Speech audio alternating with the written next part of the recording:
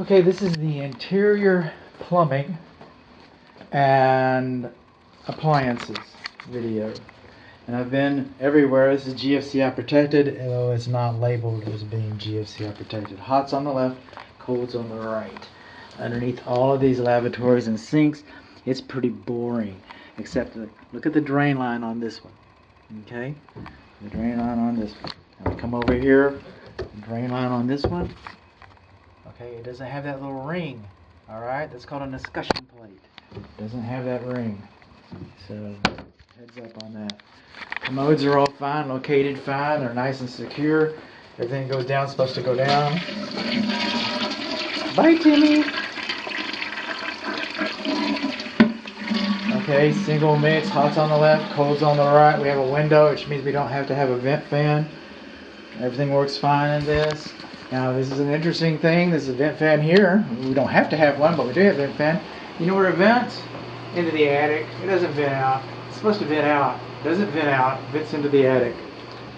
Alright. So moving along, this home has two bathrooms, really. It's got the hall bathroom and then the primary bedroom suite bathroom. And the bathtub, hot's on the left, cold's on the right. Door swings both ways, but it does come out. That's important. Alright, hot's on the left, cold's on the right. This vent fan, you know where it vents? It vents into the attic. It doesn't vent out. And again, this is the second time I've done that because hot's on the left, cold's on the right. If you trip the GFCI in the other bathroom, this is how you reset it right here. And this has got another electric receptacle outlet right underneath here. Right? Okay, so now you got two for this countertop. And again, this is boring. But you know, besides being boring, now I've hit all the bathrooms. And what I haven't seen, alright, I didn't see this on the water heater video, which you're about to see. I didn't see an expansion tank, and we've got over 80 psi. But also, not required, but in a lot of remodels, okay, a lot of newer construction, I see dilution valves, you know, anti-scald devices. And this home it doesn't have them.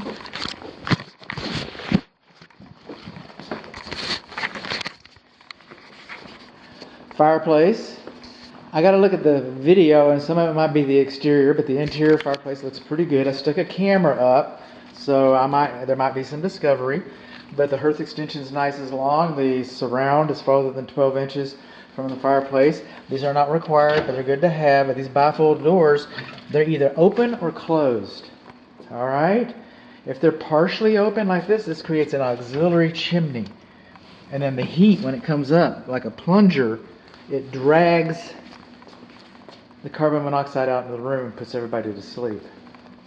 They say it was a damper, you know, for Weird Al Yankovic's thing, but the Fireplace Institute, which studied it for the insurance, it took them a couple of years because they were heavily insured, Weird Al Yankovic. But anyway, it's easier to tell people it was the damper, but really these weren't open 100%. And what are the odds of that happening? Not very good.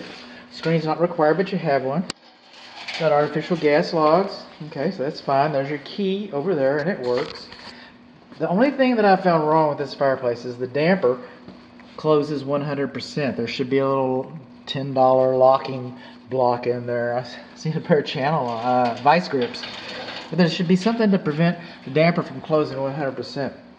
Because although you could use this as a gas, if you removed all of this and put the right type of starter tube in, if you removed all this, then you could, okay, have a wood-burning fireplace, and at that time you'd want the damper closed 100%. Now, if you start a fire and the damper's closed, your house will fill up full of smoke. It'll ruin your Picasso, but it'll save your life. But with a gas log, okay, it might create soot. If you move those logs around, it might create soot, but it doesn't exhaust, okay? I mean, it does exhaust, carbon monoxide, but it doesn't exhaust smoke. All right, so your Picasso will be fine for your estate sale, but everybody will be. So you want the damper, as long as you're going to have the gas logs, you want the damper modified so it doesn't close 100%. I left it open. I found it closed. I left it open. By the way, while we're here, hey, how you doing? While we're here, here's the thermostat, and this is where I'm leaving it. Okay, cool set to 73 and heat set to 69. All right. I thought I set it for 70, but I got kind of mixed up. All right, smoke alarms. Okay, these third-party smoke alarms, they do not count towards the requirement.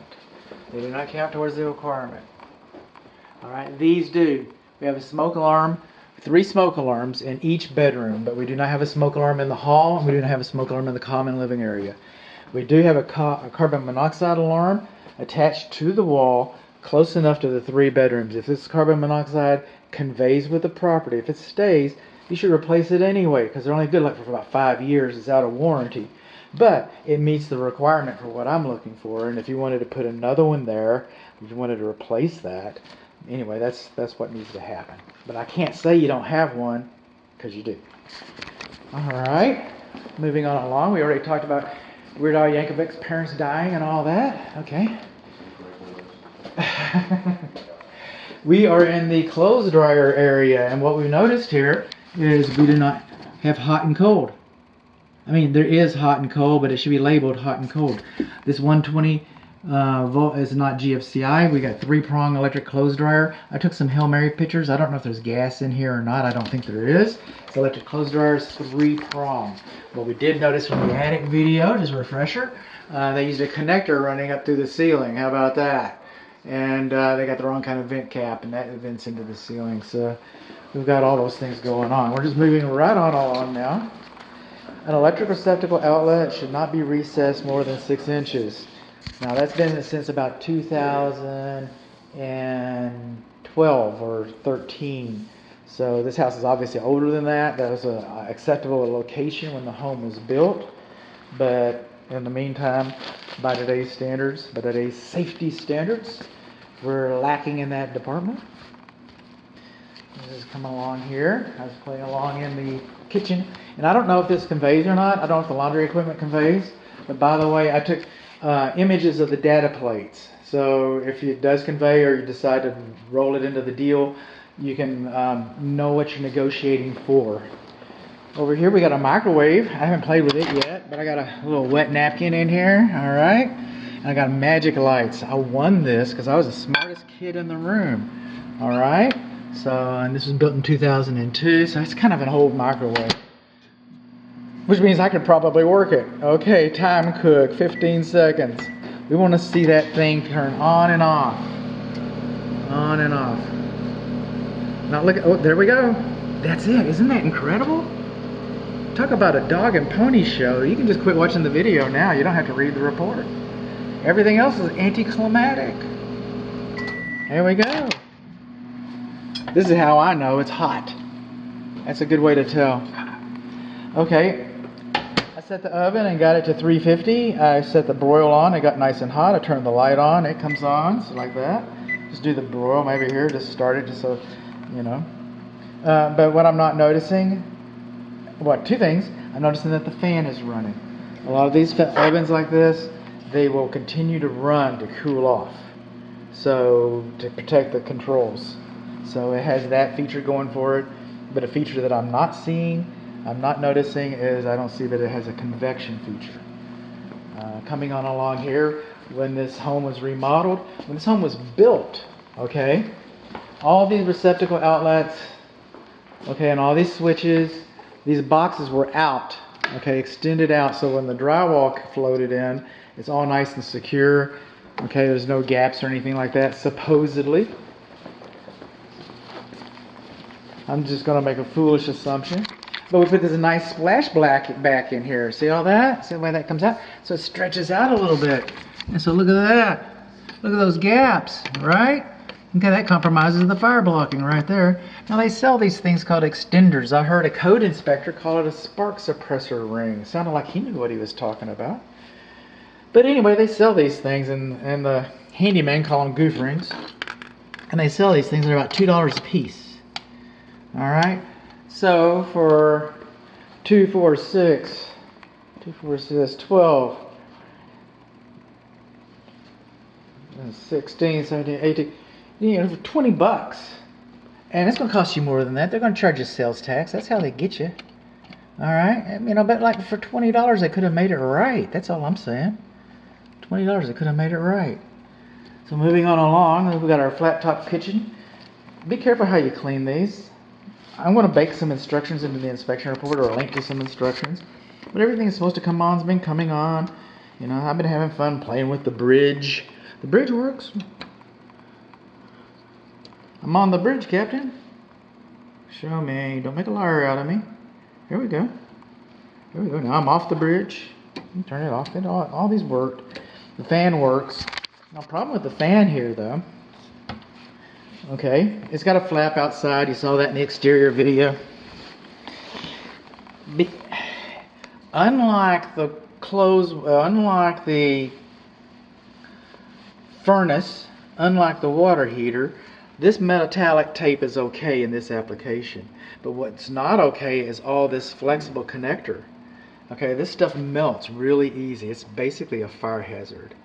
It should all be rigid duct going for this vent fan. And they didn't do it that way.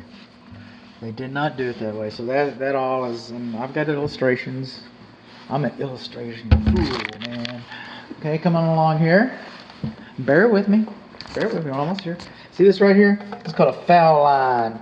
F-O-U-L. That's how us hillbilly home inspectors call it. That's where all the germs and the cooties and the bacterium and the viruses hide. That's where it all hides in there.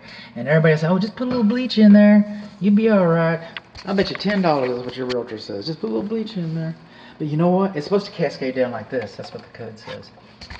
But you know what? In all fairness to everybody, I got to say that I've yet to have a client call me up and say, hey, bud, thank you for catching that foul line. Boy, we really got that done. I just haven't had that conversation. I haven't had that conversation, you know. If you're okay with it, I'm okay with it. I'm just telling you that, you know, there's a foul line there. A foul line. Hang on, we're almost done, man. Okay. This is a 3/4 horsepower garbage disposal, food waste disposal, excuse me. It'll chew up a cat, and I can say that because I got 5 cats. I can tell cat jokes like that. It's wired properly and everything's fine. And this is the dishwasher. Okay, the drain line, it comes up to a clip that goes to the sink, so that's called an anti-siphon loop. And it has that, and it has everything like it's supposed to have. The only thing it doesn't have, like it should have today, okay, is that the dishwasher and the food waste disposal are not GFCI protected, nor were they required to before, I think, 2015. That's a lot of things happened here that year. Okay, the dishwasher looks like it's working fine. Everything's going around and stuff. Okay, we're having fun. Again, I collected the data plate. Refrigerators are beyond the scope of this inspection, but I collected the data plate because I don't know, and I wasn't being rude. But you know, if that discussion comes up, then we have that. So we got the broil. I'm going to show you that off. There you go. Well, I've run out of fancy, fun stuff to talk about. I certainly have.